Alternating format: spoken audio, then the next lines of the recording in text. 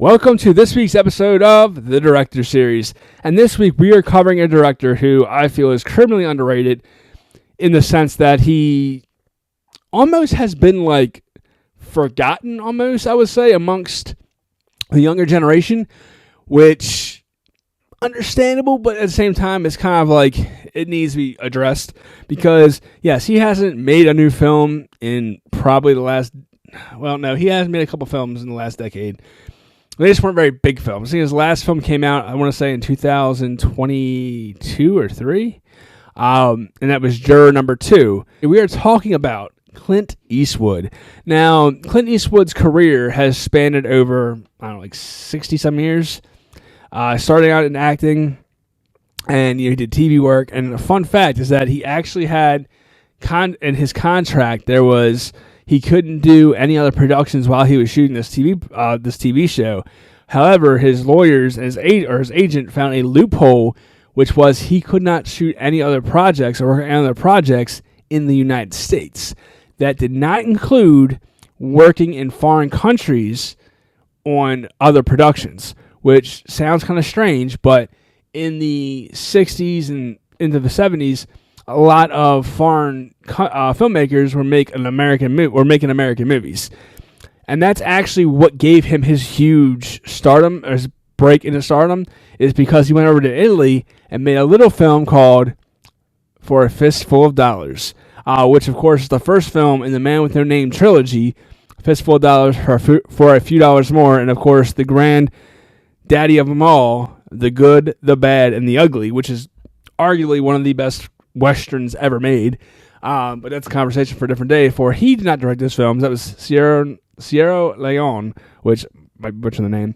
But as far as the director goes, I don't recall exactly what year he stepped into the director's chair, but I know it was pretty early on in his career. After he blew up after the Man with the Name trilogy. But I feel like he is an underrated filmmaker, especially in current conversation. Like, he's not a filmmaker, I think, or a director that really gets the recognition that he deserves, because he's made a lot of great films. And first up, we are going to go with the Academy Award-winning Western that really was a film that kind of redefined the Westerns as it was kind of on its way out of Hollywood. We are talking about the 1992 film Unforgiven, which he also starred in, which was also starring Gene Hackman and Morgan Freeman. It actually won Best Picture, I believe, in 92. And I believe it even got him an Oscar nomination for Best Director, if I'm not mistaken. Again, this was his take on the Westerns, and it did not glorify the Westerns as many Westerns did. It was very much a grittier look and an insight to show that there is no heroes in there was no real heroes. Everybody was in their own right an antagonist in one way or form. So it kind of doesn't really glamorize the Westerns as a lot of previous films did, especially in previous time frames. The second film I feel like we have to talk about from his collection is the 2004 Academy Award-winning Best Picture winner, $1 Million Baby, which I remember seeing this film in theaters and absolutely loving it. It's been a while since I've seen it, but I still think that it holds relevance, and I feel like it kind of goes under the radar. As far as being a boxing film or a sports films generally are kind of judged differently, or kind of in a separate subgenre that we don't really see a lot of conversation about after they've been, had their day after their premiere. Of course, you have your classics like Rocky, Creed. You have what's a Rocky spinoff. You have those. They're ones that withstand the test of time. And you have those big and again, that's more of a franchise. That's why I feel like it definitely has more of a longevity, is because they made, I don't know what, six movies in the original franchise, 3 films in the spinoff. So again, 9 films. That's why it's still very relevant.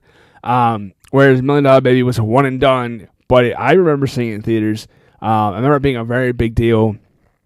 And like I said, it swept the Academy Awards. It really put Hilary Swank on the map and kind of was like her career defining film. And then it seems like in the last couple of years, nobody really talks about that movie. So it kind of feels like it's gotten forgotten, especially amongst film circles. I never hear anybody talk about that film or really talk about films from Clint Eastwood. And one of the things I actually do want to kind of touch upon in this video as we're going through the films is that something Clint Eastwood was an advocate for, still is that he says filmmakers need to make original content and stop making sequels and films based on existing IPs. Now, he did get some backlash for that comment because his career was made off of sequels and IPs such as the Man with No Name trilogy, the Dirty Harry franchise. But one thing I think a lot of people don't realize is that he did not direct those films. He only starred in them. As an actor, yes, he did make franchise films. He did do sequels and made films of existing IP. However, as a director and producer, he did not make, or as I'm going to say directors, can't quote producer because he might have got some executive producer credits towards the end of the Dirty Harry franchise, like in-name only type thing, or just to kind of give him extra pay. But I will say, I do know for a fact, as a director, he's only ever made original content. He has never directed sequels. He's never made films based off existing IPs. So I think that's definitely another reason why I feel like he needs more praise, because he is, without a doubt, a director who is forthcoming about, needing original content and having these, groundbreaking, and he made a lot of groundbreaking films. Next up, I want to talk about is Gran Torino, which came out in 2007. Now, again, I remember seeing this film in theaters. I remember when this movie came out. It was a huge deal.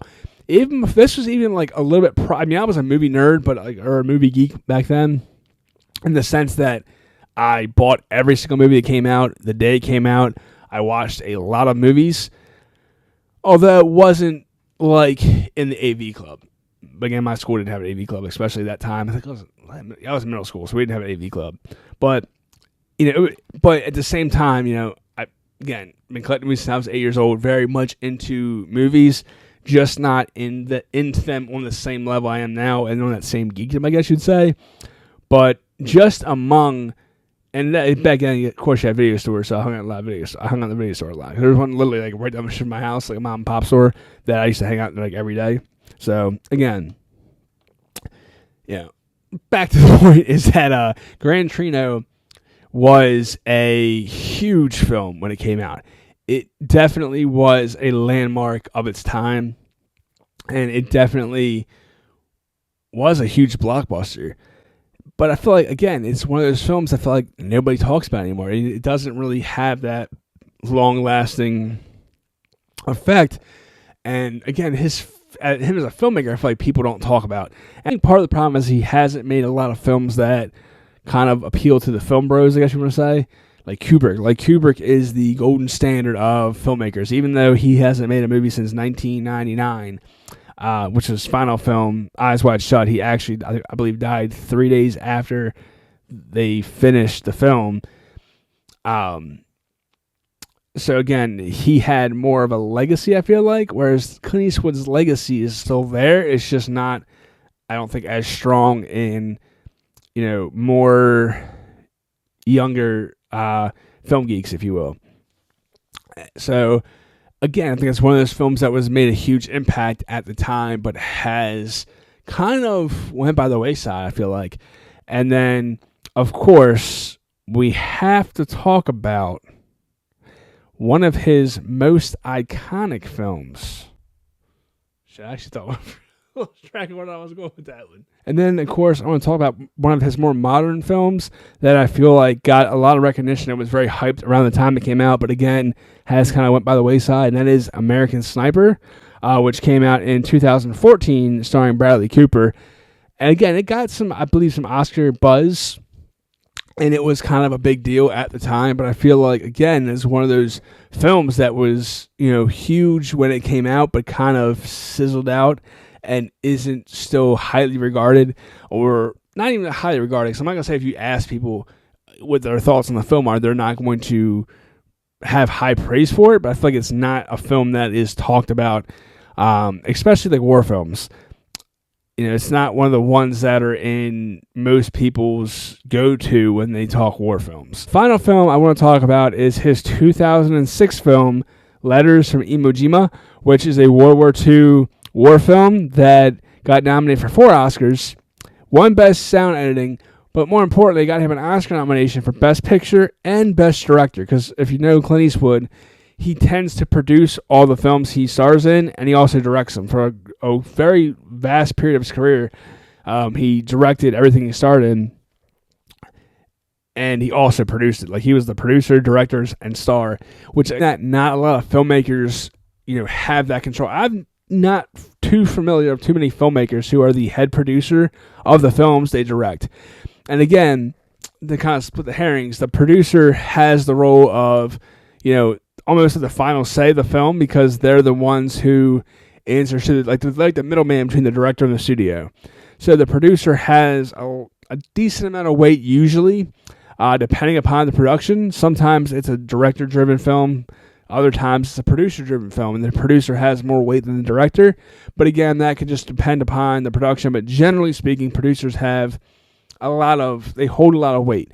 So the fact that he's always produced all the films he's directed was kind of a big deal.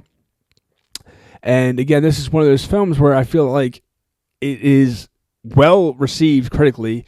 Got got 2 Oscar nominations for him, with a total of 4. But again, it's one of those films that I don't feel like people talk about a lot. And when you talk, okay, what's your top 5 favorite war films?